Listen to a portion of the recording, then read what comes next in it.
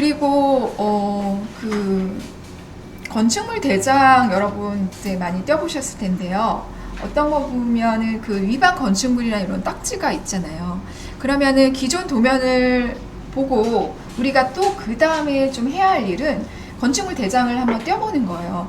그러면 옛날에는 그런 게 참 많아요. 기존 도면과 건축물 대장상의 면적이 틀린 경우도 많거든요. 의외로. 네. 그래서 그게 왜냐면 왜 체크를 해야 되냐면 실질적으로 나는 뭐 100평짜리의 그런 이제 건물을 샀다고 생각을 해요. 근데 건축물 대장은 70평으로 되어 있는 경우가 있어요.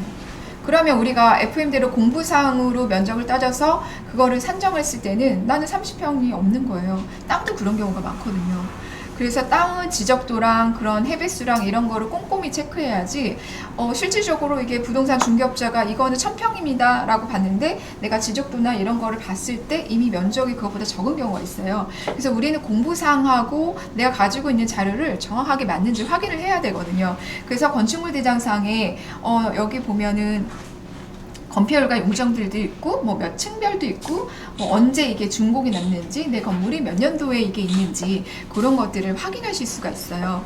그래서 이런 만약에 이제 건축법에 이제 불법적인 어제도 제가 질문을 받았는데 위반 건축물 같은 경우 어떻게 합니까? 그러는데요. 거기 위반 건축물 보면은 그 왜 위반 사례가 뭐인지 다 그 히스토리나 그리고 용도가 언제 뭐 주택에서 상가로 변경됐는지 그런 것들도 다 내용이 적혀 있어요. 그래서 그런 걸 참고하시면 됩니다.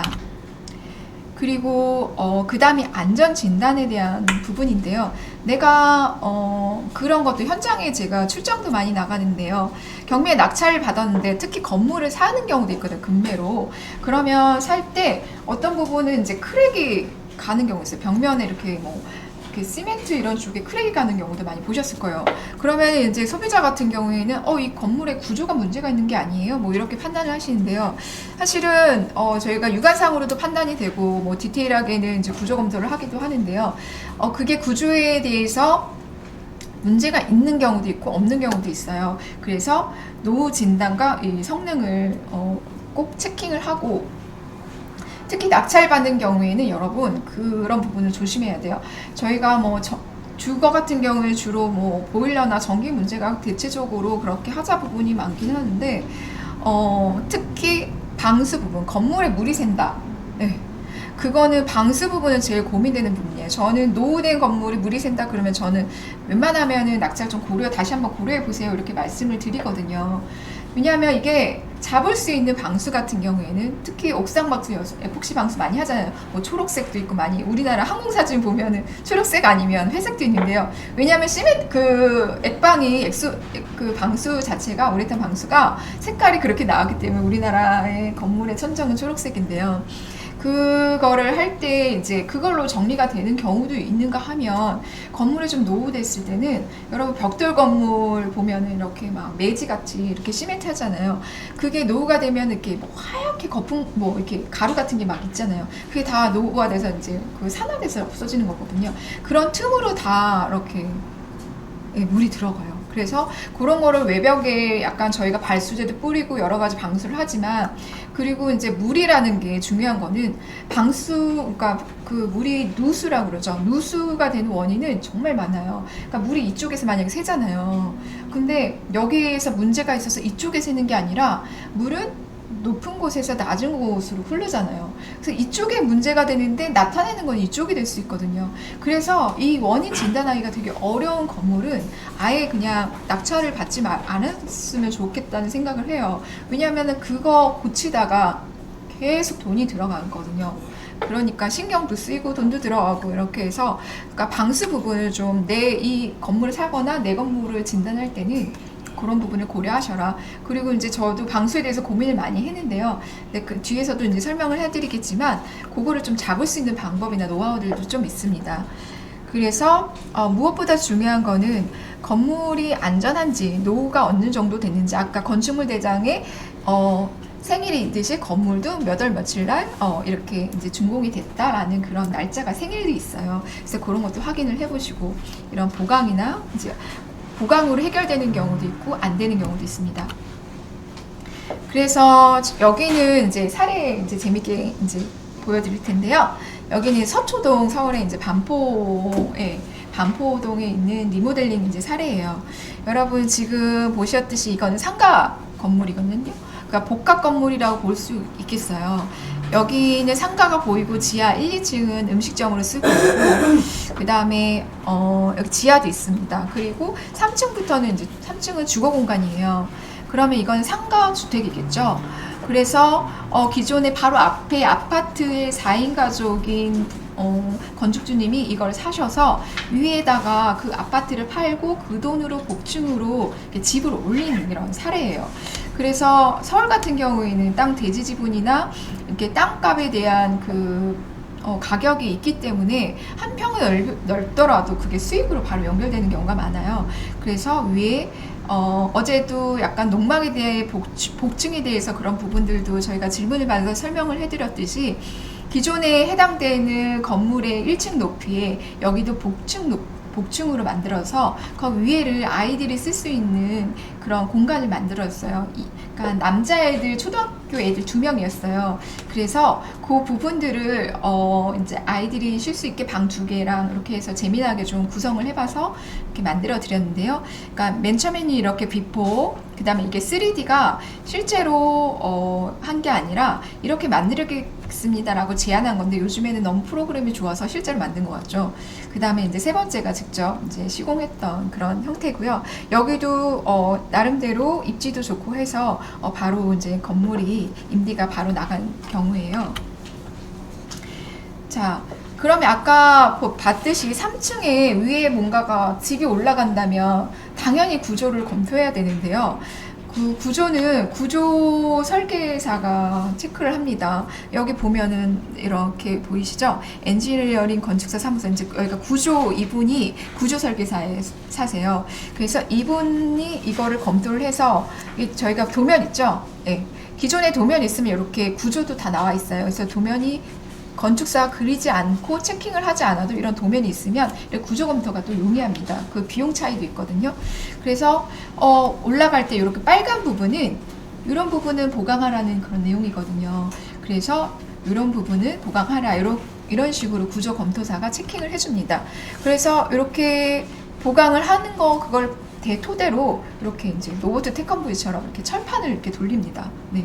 구조에 대해서 저희가 이런 부분 할이라고 하거든요. 이런 힘을 받는 부분을 보강을 해서 이 건물이 위에 어떤 하중 무거운 그 부분이 올라갔을 때 얘가 무너지지 않겠습니다라고 막 계산기를 돌려요. 그래서 이러한 계산값을 나와서 구조 안전에 대한 그 값을 통해서 이렇게 보강을 합니다. 그래서 구조 검토가 끝나고 그 다음에 여기 보시면 이제 예전에 이런 외장에는 이런 타일들이었네요. 이렇게 그런 건물을 옥상도 보면은 이렇게 다 들어 올라가 있죠. 그런 부분들 특히 여기는 지하가 더 고민이었어요. 이게 지하는 물이 여기는 어떠한 이제 다 지역마다 물이 많은 지역도 있고 어떨 때는 지하수가 잘 되는 데도 있고 어떨 때는 지하수가 없는 데도 있잖아요. 그래서 물이 많은 지역 같은 경우에는 이게 우리가 아무리 방수를 해도 물이 올라오는 경우가 있어요. 아까 원인을 못 잡는 그런 경우 있잖아요. 내부에서 아무리 차단해도 물이 올라와요. 특히 여러분 그런 거 보셨는지 모르겠지만 지하 주차장 같은 경우에는 맨 끝에 코너로 이렇게 물길 같은 거를 이렇게 파는 게 물이 지나가는 게 보이시는 분도 계실 거예요. 그런 건 어떤 거냐면 이거는 밖에서 오는 물을 안으로 이렇게 들어오는 거에서 이미 포기한 공법인 거예요.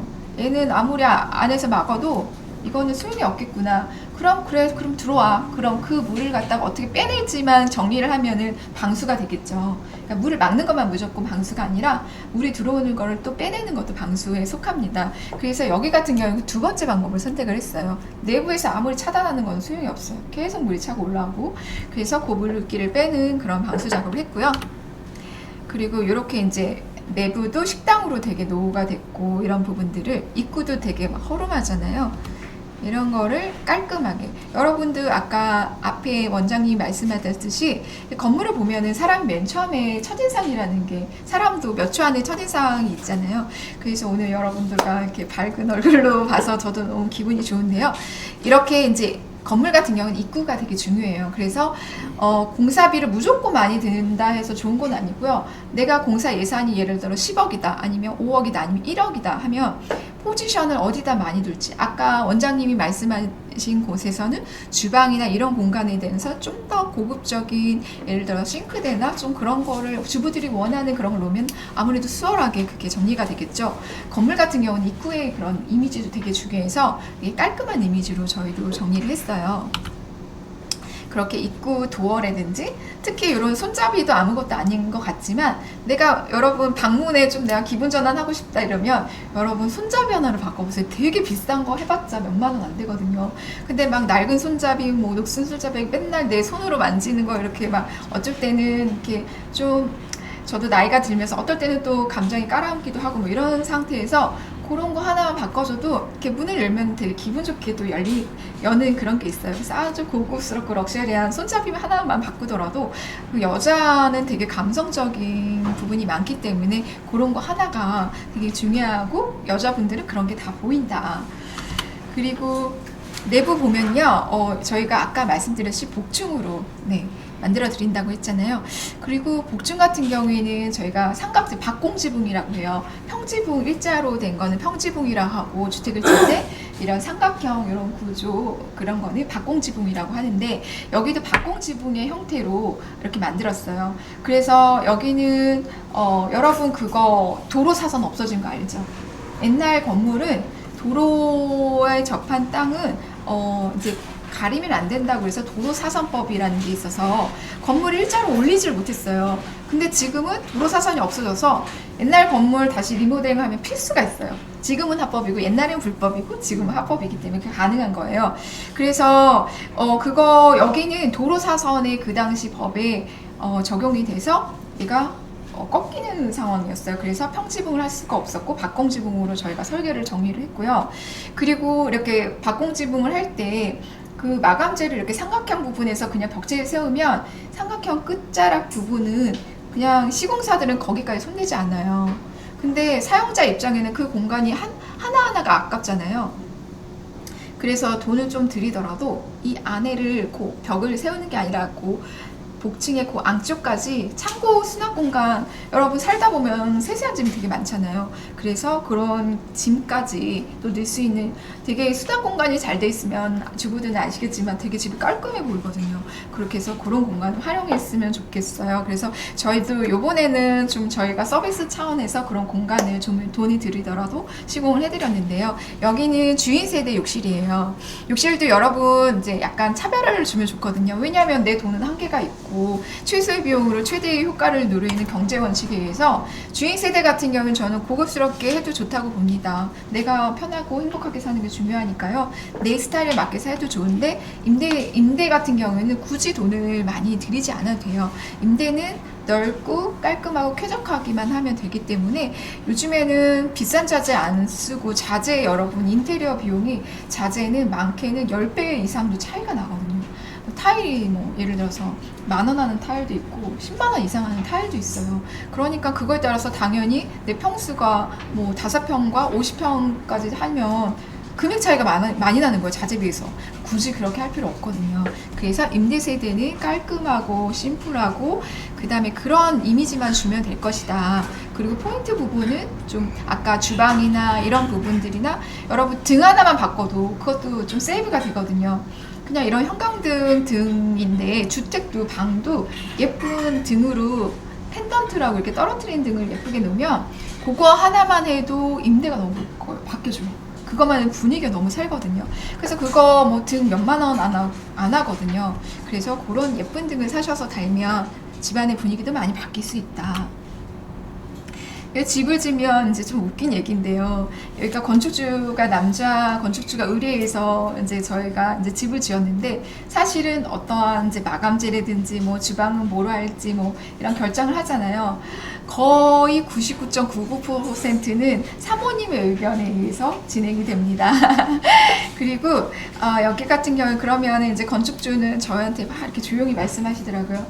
저는 좀 그래도 로망 한 가지는 있는데 그걸 좀 부탁을 드리고 싶다 이렇게 해가지고 그럼 뭡니까 여쭤봤더니 그분은 되게 책을 좋아하시는 분이셨어요. 아이들과도 이렇게 독서 분위기도 좋아하고 그래서 이 집은 TV가 또 없더라고요. 그래서 저는 그 도서관 여러분 가시면 여러분 저도 시드니에 가가지고 이렇게 도서관을 봤는데 되게 좋은 도서관들은 뭐 천장까지 이렇게 막 책이 쭉 있잖아요. 저희도 이제 우리나라도 그렇게 인테리어도 하기도 하고 하는데 그래서 저는 그런 위에까지 있는 그런 이제 그런 이게 도서관에 책을 꽂을 수 있는 그런 분위기의 한 공간을 하나 주세요라고 해서 이렇게 이제 복층형으로 여기는 우드로 해서 마감재를 많이 이렇게 해서 정리를 해드렸어요. 아이들도 있으니까 친환경적인 아무래도 이제 나쁜 그런 것들이 묻지 않는 요즘에는 많이 문제가 되잖아요. 나쁜 그런 것들이 많이 나오니까 마감재에서 그래서 이렇게 나무로 정리를 해드렸어요. 네. 그리고 아까 그 짜투리 공간 말씀드렸죠? 여기가 위에 지붕 그 밑에 공간인데 이렇게 보면은 여기는 이제 여름 옷이 되든지 뭐 겨울 옷이 되든지 아니 그 밖에 뭐 자질구레한 짐을 놓을 수 있게끔 옷장 같은 경우를 이 코너 부분에 놨어요. 그러니까 이런 짜투리 공간이 있으면 내부 집안이 깔끔하다고 했겠죠. 그래서 여기는 이제 형방, 여기는 동생방 이렇게 만들어줬고요.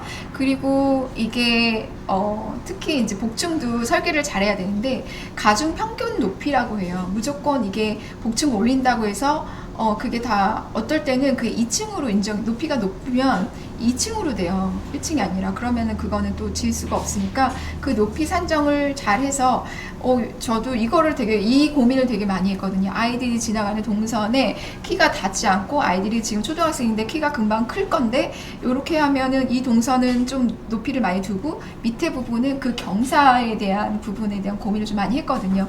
그래서 좀 더 복층이지만 낮지만 좀 쾌적하게 활동할 수 있는 뛰어놀면서 그런 부분들을 좀 고민을 많이 했고요. 여기 구멍 하나가 보이는데 그 형과 동생이 유일하게 소통할 수 있는 이제 문을 닫아도 그리고 창문 하나를 줬고요. 네, 이런 식으로 여기는 이제 그 외부 채광이나 자연 채광을 위해서 창을 좀 많이 둔 사례예요. 이렇게 위에서 내려다 보니까는 좋죠. 그래서 이 사모님도 헤링봉 스타일 이렇게 지그재그 스타일의 말을 좋아하셔서 그렇게 하고 여기는 좀 목공 작업이 많이 들어간 그런 공사고요. 여기는 위에는 이제 주인 세대고 그 밑에 층에 여기는 임대 세대예요. 그래서 이렇게 이제 깔끔하게 이런 식으로 정리를 해줬고요. 네, 그래서 변경 전에는 주고 이제 이런 낡은 건물이었는데 이제 변경 후 이렇게 됐다. 그러면서 요 경우도 아무래도 입지가 좋다 보니 증축에 대해서에 대한 수익성이 많이 나와서 이 지역에 대해서의 수익성 건물로 소문이 났다고 추후에 얘기도 듣고 뭐 이렇게 향수 같은 사모님도 고맙다고 선물해 주셔서 되게 감사했는데요. 이런 경우는 이제 수익형 모델로 보시면 됩니다.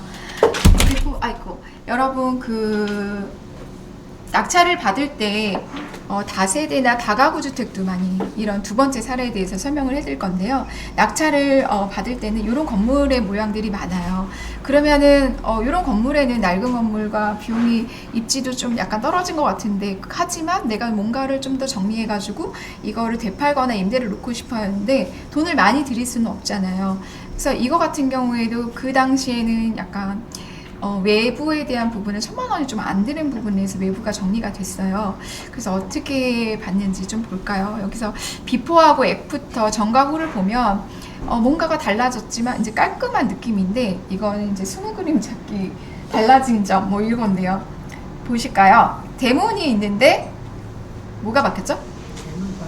네, 대문이 바뀌었죠. 이게 서울에서는 기존에 있는 주차장에 있는 부분을 담장을 헐면 주차장을 활용할 수 있다 해서 어느 정도 공사비를 지원을 해줘요. 그래서 지원을 받으면서 이렇게 이 대문을 바꿀 수가 있거든요. 그래서 이 밑에 부분도 타일도 깔고요. 그리고 이런 대문도 이런 거는 사실 비싸지 않아요. 여러분 이런 기본 대문, 철문 대문 같은 경우는 몇백만 원 비싼데요. 이런 거 같은 경우는 약간 펜스나 이런 거에 해당되기 때문에 예쁘지만 비싸지가 않거든요. 이런 식으로 좀 더 개방적 있는 이런 대문도 활용하면 좋을 것 같고요. 그래서 여기는 외부에 있는 사실 여기는 가장 밤에 가시성이 있는데 외부에 외벽에 선은 있지만 등이 없었어요. 그래서 양쪽으로 저희가 등을 달라서 그러니까 서울이지만 전원주택 같은 느낌으로 정리를 했고요. 그리고 여기 보면은 기존에 이런 벽돌이 있잖아요. 그리고 여기 보면은 저희가 스톤 개념으로 그냥 흰색 페인트질 같지만 뒤에 보면 자세하게 보면은 이런 스톤의 개념으로 이렇게 돌 모양의 이런 느낌이 있는데 사실은 돌을 붙이면 비싸지만 그걸 뿌리면 비싸지는 않아요. 이렇게 보시면 얘도 아까 그 서초동처럼 증축을 생각을 했어요. 근데 그래서 건물을 올려봤죠. 그러니까 건물을 올려서 보면은 임대수를 늘릴 수 있으니까 수익이 상승할 것이다 라고 판단하에 방이 몇 개를 정도 더 생성할 수 있을까를 고민을 해서 올려봤어요. 그랬더니만 이렇게 근데 여기의 문제는 도면이 없는 거예요. 그래서 아까 도면을 구할 수 있는 집도 있지만 없는 집도 있거든요. 그러면 이게 왼쪽에 있으신 분이 뭐 이렇게 보시면서 뭐 하는 거 같죠. 이게 롤러처럼 얘를 스캔을 이렇게 쭉 해요. 그러면 여기 화면상에 보이는 것처럼 이 구조의 건물 아까 하리 보강한 것처럼 이렇게 구조가 나와요. 모양이. 그래서 도면은 없으니까 현장에서 이렇게 구조 체크하는 그런 기계거든요. 그리고 구조 진단을 간단하게 하면서 이렇게 했는데요. 하지만 그게 구조 보강에 대한 비용이 더 많이 나왔어요. 그렇기 때문에 특히 이런 철골 아까 그 기존의 철골 구조, 철근 콘크리트 구조 뭐 이렇게 구조마다 그러니까 뭐 예를 들어서 아기돼지 삼형제 뭐 벽돌로 지니 지푸라기 지니 뭐 이런 것처럼 각 집도 당연히 구조가 있잖아요. 근데 벽돌은 조적조라고 표기가 돼요. 조적조 구조 같은 경우에는 증축이 너무 어려워요. 보강 자체가 어려워가지고 대부분이 거의 하기가 어렵다라고 보시면 될 것 같아요. 내가 가지고 있는 게 벽돌 건물이다. 좀 올릴 수 있을까? 지금으로는 거의 어렵다라고 저는 말씀드리고 싶고요. 그리고 이제 여기에는 외관만 좀 바꿨는데 여기 기와 철거하고 외부 도장하고 아까 현관 펜스 대문하고 바닥에 타일 깔고 외부에 전기하고 해서 1,000만 원 안 들게 외부를 정리를 했어요. 그래서 외부 그 기존의 사진 있고 이거를 이렇게 아까 말씀드렸듯이 이런 이미지거든요. 그러면 되게 깔끔하면서 그냥 흰색만 하면 되게 어떻게 보면 촌스러울 수 있는데 이런 돌 느낌에 대해서 이렇게 뿌리는 작업을 하거든요. 그렇게 하면서 특히 더 챙길 거는 이런 부분 아까 이렇게 백화라 현상이라고 해서 얘가 하얗게 일어나는 그런 매질이나 이런 부분들이 있잖아요. 그래서 그거를 발수 작업을 위에다 뿌려줘요. 코팅제처럼. 그러면 거기서 일어나는 아까 누수나 이런 걸 방지해 줄 수 있거든요. 얘도 더 오래 갈 수도 있고 외장재도. 그래서 어차피 외벽을 건들면서 내가 발수제나 방수 작업도 같이 하면서 하면은 어떻게 인건비가 더 많이 안 들겠죠. 세이브할 수 있는 방법에 대해서 말씀드렸고요. 그리고 여러분 이제 뭐 건물 낙찰 받으면 되게 심란하실 거예요. 곰팡이 있고 차마 들어갈 수도 없고. 제가 한번 어디지? 유달산 있는 쪽에 목포에 1억짜리 저는 활용할 수 있는 그 모텔이나 호텔에 대해서 관심이 되게 많아요. 그래서 맨 처음에 저희가 청년주택 할 때도 1호가 염창동 모텔을 양성화해서 청년주택으로 바꾸는 사업을 했는데 그쪽에 1억 얼마에 나왔어요. 떨어져가지고. 그래서 거기를 가서 제가 본 적이 있는데 이제 결론은 안 했어요. 그 이유는 이제 여러 거리상의 문제도 있고 뭐 그런데요. 정말 들어가기가 너무 어려운 거예요. 가면은 뭐 쓰레기 다 쌓여져 있고 거미줄에 막 이런데요. 근데 그거는 저의 경우는 그 결과치가 제 눈에 보이기 때문에 이렇게 하면 얼마 정도 드리고 기간이 어느 정도면 이게 정리가 돼서 이게 뭐 제가 수익성을 갖거나 아니면 몇 억의 차익을 남기고 되팔 수가 있겠구나라는 답이 나오니까. 근데 정말 그 전에는 너무 심란합니다. 이게 거기가 여기 들어가면 내가 또 병가져 옮는 거 아니야 뭐 이런 생각이 들 정도로. 특히 이제 주택에 같은 경우에는 특히 지하 같은 경우는 가장 문제가 곰팡이죠 여러분. 그리고 베란다 같은 곰팡이 그런 부분들이 어떤 결로나 누수에 의해서 생기거든요. 그러면 얘를 어떻게 해결할까? 저희 같은 경우에는 무슨 곰팡이 제거제 이런 것들은 좀 몸에는 다 안 좋은 거예요. 정리할 때 약품이기 때문에. 근데 제일 좋은 게 여러분 되게 싸고 좋은 게 이런 말 하면은 곰팡이 이렇게 제거 업체들이 되게 싫어할 수도 있는데요. 제일 좋은 거는 유한 낙스 외 말고는 제일 싸고 좋은 거는 낙스가 최고더라고요. 그래서 여러분 한번 보세요. 곰팡이 난데 이렇게 베란다나 이런 데 있잖아요. 그거를 이제 마스크 꼭 쓰시고 뭐 이렇게 하시고 해서 이렇게 손도 이렇게 장갑 꼭 끼시고 그거를 뿌려보세요. 그러면 걔가 없어져요. 이런 낙스 그냥 원액 자체를 뿌리시면은 그렇게 해서 이제 청소도 하시고 뭐 욕실 같은 경우 틈새 뭐 곰팡이 같은 경우 휴지에다가 낙스 묻혀서 올려놓으면 걔 없어지잖아요. 그러니까 그런 식으로 가장 정확히 잘 되는 거는 바로 눈에서 보이니까 저는 그거를 많이 쓰면서 정리를 했고요. 그 다음에 그렇게 해서 아까 이렇게 심란하던 방이 네 이렇게도 네 바뀌었네요. 그리고 네, 기존에 있는 주방 공간을 이렇게 오른쪽으로 바뀌었는데요. 제일 좋은 거는 여러분 뭐 임대 세대는 하이그로시 도장이 제일 좋은 것 같아요. 여기가 이제 화이트 계열로 하는 게 가장 깔끔하고 공간이 지금 대체적으로 좁잖아요. 원룸 같은 경우에는 흰색이 되게 반사되는 효과가 있어서 공간을 넓게 보입니다. 그래서 제가 최근에 약수동을 이번에는 매입 형태 그거 주택을 매입해가 청년주택으로 다 만들었는데 거기는 글로벌로 외국인들을 받아요. 중부라다 보니 그 서울시 정책이라는 게 그 그 국가도 그런 계획들을 발표합니다. 그래서 저는 관광이나 이런 쪽도 관심이 많기 때문에 거기다가 외국인 글로벌 쉐어하우스를 만들었는데요. 그쪽도 그거를 할 때 네, 그 변경 전과 후는 여러분 이제 요즘에 임대형 기숙사라는 게 또 생겼어요. 카테고리가 네, 좀 들어보셨죠? 이제 임대 사업을 하는데 이게 주택수로도 안 들어갈 뿐더러 쉐어하우스를 약간 업그레이드한 형태예요. 그래서 거기는 공용으로 쓸 수 있는 공간에 몇 프로 포지션을 주고 개별로 원룸 형태의 공간을 이렇게 복합적으로 전체 한 건물을 그렇게 쓰게끔 하는 그 수익성 사업. 다른 거 같은 경우에는 원룸으로 했을 때 뭐 이렇게 안 나오는데 여기는 공용 공간이 있기 때문에 임대형 주택 같은 경우 그렇게 기숙사형, 임대형 기숙사 같은 그런 카테고리가 생김으로 인해서 어떤 수익화적인 그런 부분들도 있으니까 임대 사업에 관심 있는 부분들은 그거를 별도로 제가 나중에도 설명을 해드리겠지만 그런 것도 한번 챙겨서 보시면 좋을 것 같아요. 그래서 이렇게 이제 그 화이트로 좀 좁은 공간을 이렇게 넓게 해주고 저희 그 공간도 1층에 저 조금만 더 설명해 준다면 3룸이었어요. 근데 제가 그거를 5룸 같은 경우는 좀 욕심일 것 같고 4룸으로 이렇게 평면을 바꿨고요. 그 다음에 각 방에 다 욕실을 넣어줬어요. 네. 욕실을 넣어줘서 보통 쉐어하우스 같은 경우는 공용 욕실을 써요. 그러면 그러니까 예를 들어서 저는 뒤에도 있을 수도 있어요. 거기서 더 설명했지만 그러니까 전대 형태로 해서 임대를 하면은 수익률이 되게 많이 올라가거든요. 그랬을 때 좀 불편한 거는 가장 저도 실제로 쉐어하우스 살아보면서 각 문제점이 뭔지를 느끼면서 그런 거 계획 설계를 다 했거든요. 그래서 좀 더 쾌적하면서 내가 돈을 안 들고 어떻게 이거를 내부 설계를 할지 가장 불편한 점은 네, 화장실 부분에 가장 이렇게 불만 요소나 크레임들이 많거든요. 그래서 각 나만의 욕실을 만들어줘서 되게 홍두가 좋았어요. 그것도. 그래서 화장실도 이렇게 비싸지 않고 깔끔하게 이제 정리할 수 있다.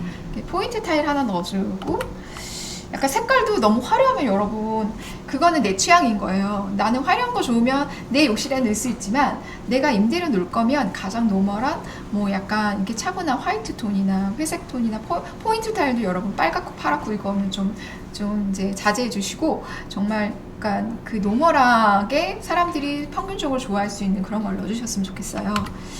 그리고 베란다 공간에도 여러분 이런 곰팡이 막 습기 막 이런 것 때문에 문제가 되잖아요. 저는 아예 베란다를 아예 타일을 정리를 했어요. 이 공간은 타일로 이렇게 마감을 해줬고요.